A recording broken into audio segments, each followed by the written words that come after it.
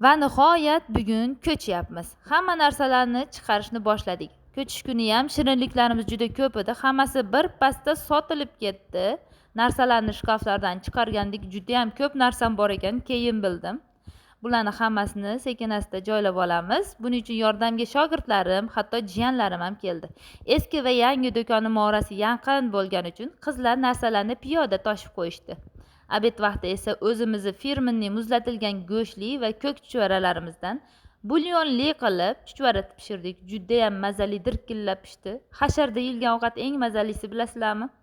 Mana idishlarni hammasini toshib bo'ldik. Endi asosiysi katta-katta mebellar va texnikalar qoldi. Bularni ham parcha-parcha qilib birin-ketin olib chiqdik va do'konimiz bo'shab qoldi. Endi bu xonani yaxshilab uborka qilib tozalab, do'konni egasiga topshiramiz va birgalikda yangi do'konga boramiz. Mana yangi do'konga narsalarimizni ham sekin-asta olib kirishni boshladik. Yangi do'konimiz kattagina sex bo'lyapti.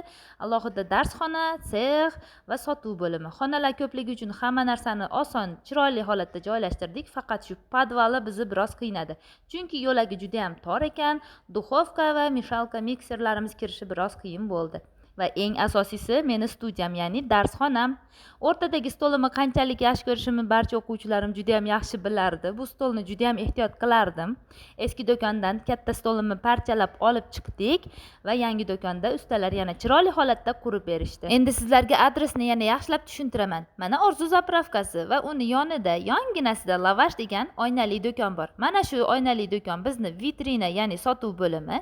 Bu yoqda ichkariga kirsanglar o'sha chap tomondagi eshik, vitrina xonamiz, sotuv bo'limimiz bo'ladi. Bu yerga xudo xolasa vitrinalar va shirinliklarni to'ldirib qo'yamiz. Bu yoqda eshikdan kirganda o'ng qo'lda esa bizni studiyamiz, ya'ni darsxonam bo'ladi. Bu xonani o'zim xohlagandek chiroyli holatda joylashtirdik. Ayniqsa vitishkasi biroz qiynadi, lekin zo'r, natijasi a'lo darajada. Barcha sharoitlari bor bo'lgan kulinariya studiyamda mazza qilib pazandachilikdan dars olib ketasizlar. Barchangizni o'quv kursimizda va shirinliklar do'konimizda kutib qolamiz. Albatta keling.